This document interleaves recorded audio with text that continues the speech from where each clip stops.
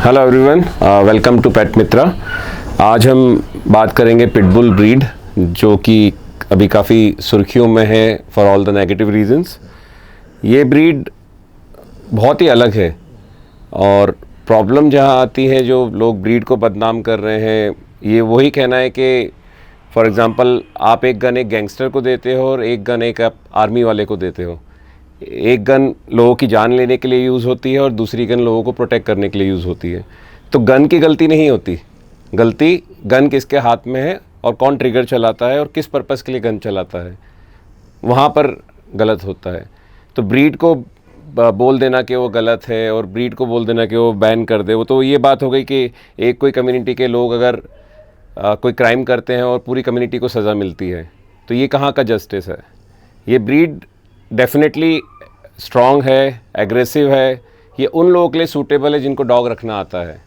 ये नौसिखियों के लिए नहीं है, जो लोग एक डॉग शो के लिए लेते हैं कि मैं बॉडी बिल्डर हूँ या एक मैचो डॉग चाहिए, मेरी पर्सनालिटी को रिफ्लेक्ट करना चाहिए, और उस पर्पज़ के लिए अगर आप डॉग लेते हैं तो ये डॉग लेना बहुत ही गलत है।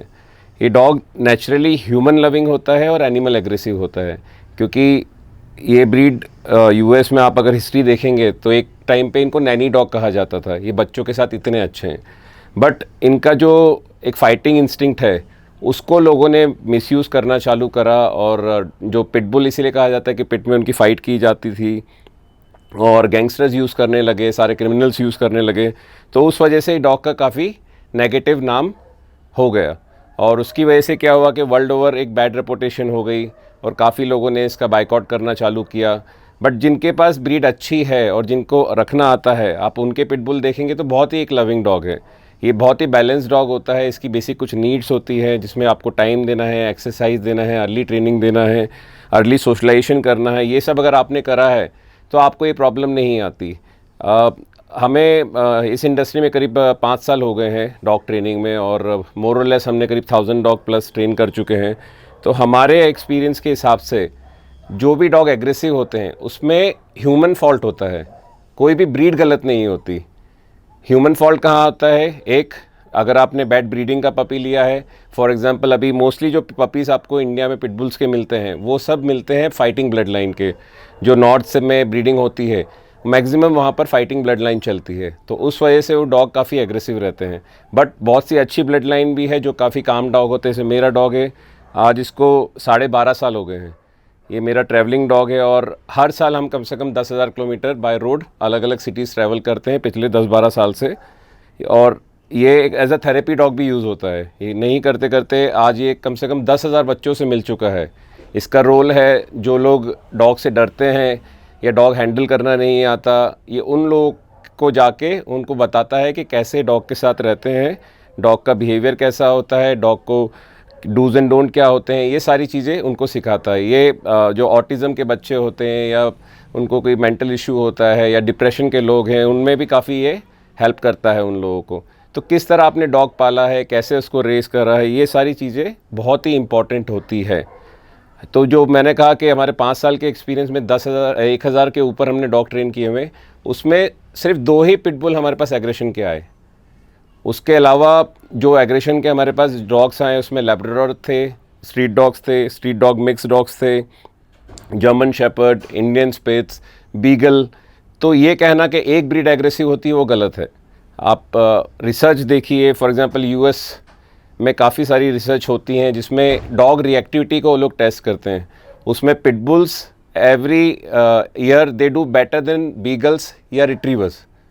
सो लोग एक मिसकंसेप्शन में जीते हैं, किसी ने एक एजेंडा चला दिया और लोगों को लगता है सारे पिटबुल ऐसे होते हैं। वैसा नहीं होता है। आप रिसर्च देखिए, डेटा देखिए, फिर आप बताइए कि कहाँ ब्रीड गलत है।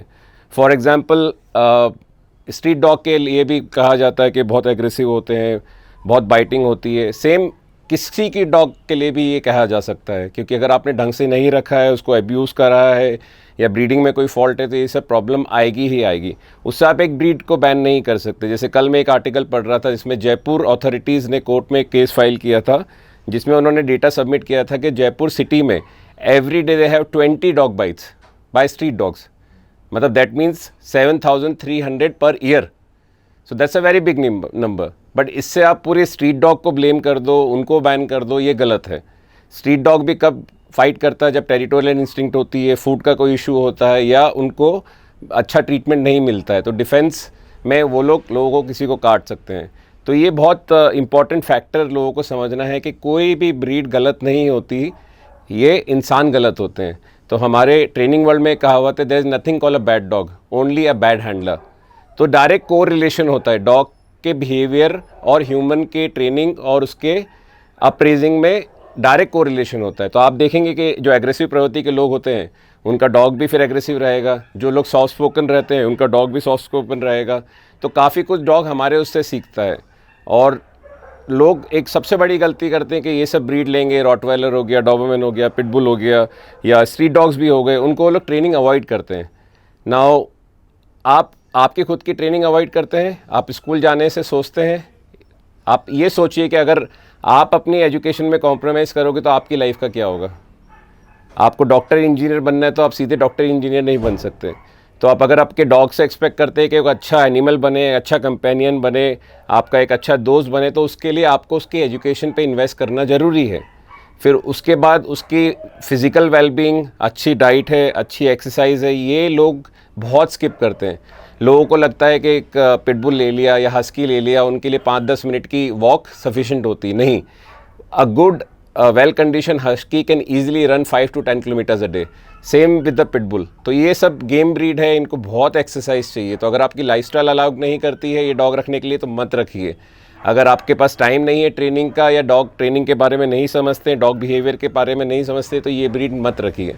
अननेसेसरीली आप लोगों की गलती के कारण ये ब्रीड को नुकसान पहुंचाया जाता है, उनको ब्लेम किया जाता है और आज इंडिया में ये सब नौबत आ गई कि ब्रीड को बैन करने की बात करी जा रही है।